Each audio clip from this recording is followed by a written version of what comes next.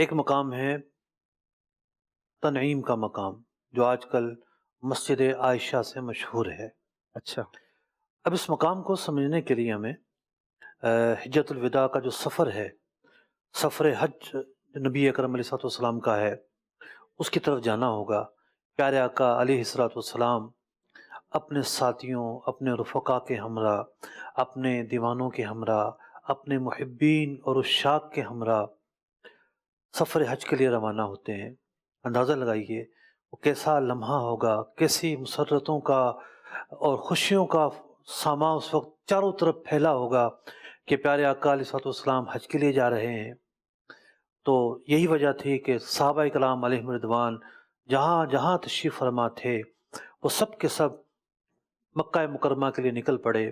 خود حضرت علی رضی اللہ تعالیٰ عنہ کو نبی اکرم علیہ الصلوۃ والسلام نے یمن کا گورنر بنا کر بھیجا ہوا تھا، وہ بھی وہاں سے 100 اونٹ لے کر نکل پڑتے ہیں۔ آپ علیہ الصلوۃ والسلام نے جو قربانیاں دیں وہ انہی اونٹوں کی قربانی دی تھی۔ مصر سے، دیگر علاقوں سے تمام کے تمام صحابہ جو ہے پیارے آقا علیہ الصلوۃ والسلام کی معیت حاصل کرنے کے لیے، قرب حاصل کرنے کے لیے نکلتے ہیں، اور 25 ذی القعدہ ظہر کی نماز نبی اکرم علیہ الصلوۃ والسلام مدینہ منورہ میں پڑھتے ہیں، اور عصر کی نماز ذوالحلیفہ میں پڑھتے ہیں، وہ جگہ جہاں آج ابیار علی کے نام سے جو جانی جاتی ہے، جہاں پر میقات ہے، اس جگہ پر پیارے آقا علیہ الصلوۃ والسلام نے آ کر پڑاؤ کیا۔ آپ علیہ الصلوۃ والسلام نے یہاں پر عصر، مغرب، عشاء اور فجر کی نماز ادا فرمائی۔ یہیں سے آپ نے احرام کی نیت کی۔ بعض اوقات یہ ہوتا ہے کہ جیسے آج کل ٹیکسی بک کرتے ہیں ہوٹل سے کہ بھئی جانا ہے ہمیں مکہ مکرمہ جانا ہے، تو راستہ کچھ یوں ہوتا ہے کہ ٹیکسی والا چاہتا ہے کہ ڈائریکٹ نکل جاؤں، آپ یہیں سے نیت کر لو۔ جی۔ تو دو چار نے مجھ سے سوال پوچھا، میں نے عرض کیا کہ آپ وہاں کیوں نہیں جاتے جہاں پیارے آقا علیہ السلام تشریف لے گئے، آپ نے وہاں سے نیت کی، ٹھیک ہے آپ کا یہاں سے نیت کرنا تو جائز ہے، ٹھیک ہے، لیکن ان فضاؤں کی بھی برکتیں حاصل کر لیں، صحیح۔ آثار نبویہ سے ہے وہ فضائیں۔ تو پیارے آقا علیہ السلام اس جگہ پر آپ نے رات گزاری، اور 8 دن کا یہ سفر تھا۔ مکہ مکرمہ پہنچنے تک 8 دن لگے ہیں، 400 کلومیٹر کا یہ سفر ہے، اور 8 دن میں پورا ہوتا ہے۔ پیارے آقا علیہ السلام 3 ذی الحجہ کو مکہ مکرمہ پہنچتے ہیں، اور پھر وادی طویٰ میں قیام فرماتے ہیں۔ یہ جرول جو علاقہ ہے، آج کل جرول علاقے میں وادی طویٰ ہے، یہاں آپ رات گزارتے ہیں، اور اتوار کے دن 4 ذی الحجہ کو پیارے آقا علیہ السلام مسجد الحرام میں داخل ہوتے ہیں، اور وہاں جا کر حج کا عمرہ ادا فرماتے ہیں۔ آپ نے حج کران کی نیت کی ہوئی تھی، تو آپ عمرہ ادا کرتے ہیں، اس کے باوجود بھی آپ احرام میں رہتے ہیں، اور اس کے بعد یہ ندا کر دی جاتی ہے کہ جو صرف عمرے کا احرام باندھ کر آیا ہے اور اپنے ساتھ جانور نہیں لایا، وہ احرام کھول دے، یعنی عمرہ کرنے کے بعد احرام کھول دے۔ تو جو عمرے والے لوگ تھے انہوں نے احرام کھول دیے، جو صرف عمرے کی نیت سے آئے تھے لیکن جانور ساتھ لائے تھے انہوں نے نہیں کھولے، ایسا ہی حکم تھا، اور جن کا حج کران تھا انہوں نے بھی نہیں کھولے، وہ بدستور حالت احرام میں رہے یہاں تک کہ حج کا دن آ جاتا ہے۔ حضرت عائشہ رضی اللہ تعالیٰ عنہ بارگاہ رسالت میں عرض کرتی ہیں، یا رسول اللہ صلی اللہ علیہ وسلم، میں نے صرف عمرے کی نیت کی تھی، لیکن عذر لاحق ہوا، اب میں کیا کروں؟ کیونکہ عمرے کی نیت کرنے والا مسجد الحرام شریف میں جاتا ہے، طواف کرتا ہے، اور اس کیفیت میں مسجد میں جانا جائز نہیں ہوتا۔ تو پیارے آقا علیہ السلام انہیں بتاتے ہیں کہ کنگھی کرو، بال بناؤ، اور احرام کھول دو۔ اس عمل سے، یعنی احرام کھولنے کی نیت سے اس موقع پر کنگھی کی گئی اور احرام کھول دیا گیا۔ حضرت عائشہ رضی اللہ تعالیٰ عنہ نے پھر دوسرے احرام کی نیت کی، حج کے احرام کی نیت کی، اور حج کے احرام کی نیت کر کے وہ پیارے آقا علیہ السلام کے ساتھ روانہ ہو گئیں۔ ظاہر بات ہے یہ وہ دن تھا کہ عرفات جانا تھا، عرفات روانہ ہو جاتی ہیں، اور اس کے بعد چونکہ عمرے کا جو احرام باندھا تھا وہ احرام کھول دیا گیا تھا، تو وہ احرام کھول تو دیا گیا لیکن عمرہ ذمے پر واجب ہو گیا۔ جیسے کوئی نفل نماز کی نیت کرے اور درمیان میں نماز توڑنی پڑ جائے، تو یہ اس نماز کی قضا کرنا اس کے ذمے پر باقی رہتا ہے، اگرچہ کہ شروع کرنے سے پہلے نفل نماز تھی لیکن شروع کرنے کے بعد واجب ہو گئی۔ تو عمرے کا احرام کھول دیا جائے تب بھی اس کی قضا واجب ہو جاتی ہے۔ پیارے آقا علیہ السلام نے 13 ذوالحجہ کو، یعنی اس کے بعد آپ نے تمام کے تمام مناسک ادا فرمائے، آخری دن تھا 13 ذوالحجہ کو، آخری دن کی آپ نے رمی فرمائی، چوتھے دن کی رمی کرنا بھی سنت ہے، بعض صورتوں میں یہ واجب بھی ہو جاتی ہے۔ تو آپ نے رمی ادا فرمائی اور اس کے بعد آپ ظہر کی نماز پڑھنے کے بعد، بلکہ سورج ڈھلنے کے بعد ظہر کی نماز پڑھنے کے بعد وادی محصب کے لیے روانہ ہوئے، یعنی مینا سے نکلے، مکہ مکرمہ میں آئے، اور مکہ مکرمہ میں ایک جگہ ہے، کتابوں میں اس کا نام لکھا گیا وادی محصب، نام تھوڑا سا مشکل ہے لیکن آج کل بڑے ہی آسان الفاظوں سے جانی جاتی ہے۔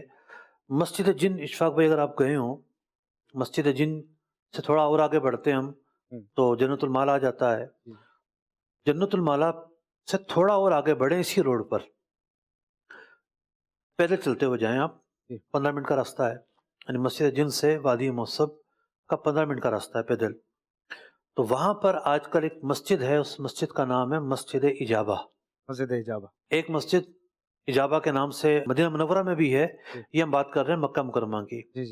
تو یہ وہ جگہ تھی جہاں آپ علیہ السلام نے پڑاؤ کیا مینا سے آنے کے بعد، اور بہار شریعت میں یہ لکھا ہوا ہے کہ حج کے بعد یہاں آ کر رکنا سنت موقدہ ہے۔ اچھا، سبحان اللہ، اتنی مبارک جگہ ہے۔ آج کل یہ جو علاقہ ہے جعفریہ کے نام سے جانا جاتا ہے۔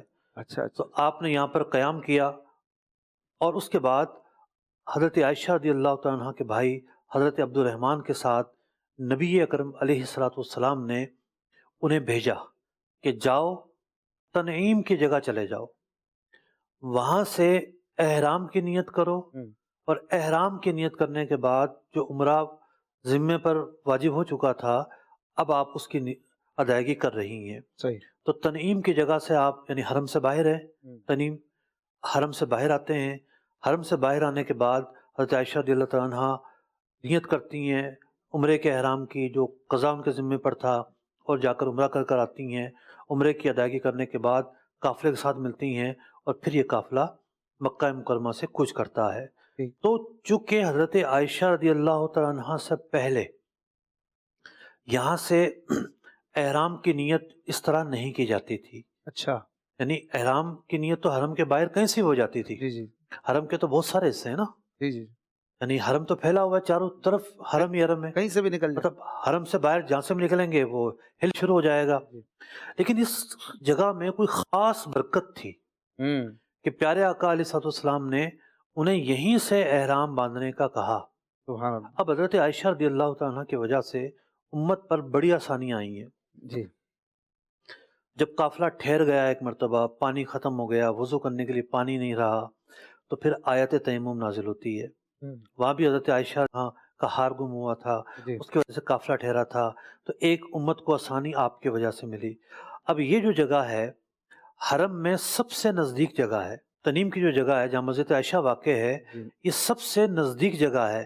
تو یہاں آج سب سے زیادہ حاجی یہاں جا کر جاتے ہیں، مکہ مکرمہ سے باہر عمرے کی نیت کرتے ہیں، پھر دوبارہ آ جاتے ہیں۔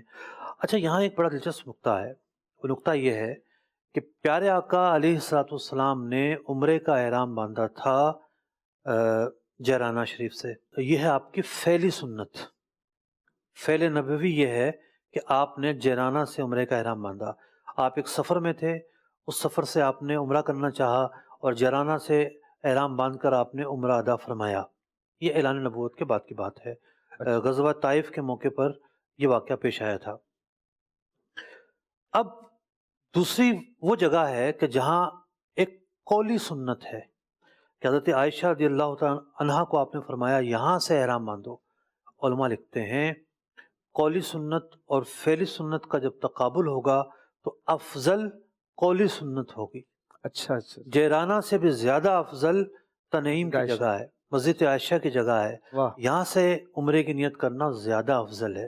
اچھا، لوگ جیرانہ جا کر بڑا عمرہ کہہ رہے ہوتے ہیں، ٹھیک ہے لمبا سفر ہے، تھوڑی سی تھکاوٹ ہے، تھوڑی سی جو ہے وہ فاصلہ لمبا ہو جاتا ہے، خرچہ زیادہ ہو جاتا ہے، تو یہ ساری باتیں اپنی جگہ پر ہے، لیکن افضلیت جو ہے وہ مسجد عائشہ سے عمرے کا احرام باندھنے کو حاصل ہے۔ اور یہ واضح رہے کہ ہم یہ نہیں کہہ رہے کہ کوئی آفاق سے آ رہا ہے اور وہ یہاں کر عمرے کا احرام باندھے گا، نہیں، یہ اس کے لیے جو حرم میں आफाक से बांधेगा, जो मक्का मुकरमा में है वो बाहर जाएगा और बाहर जाकर वापस आएगा।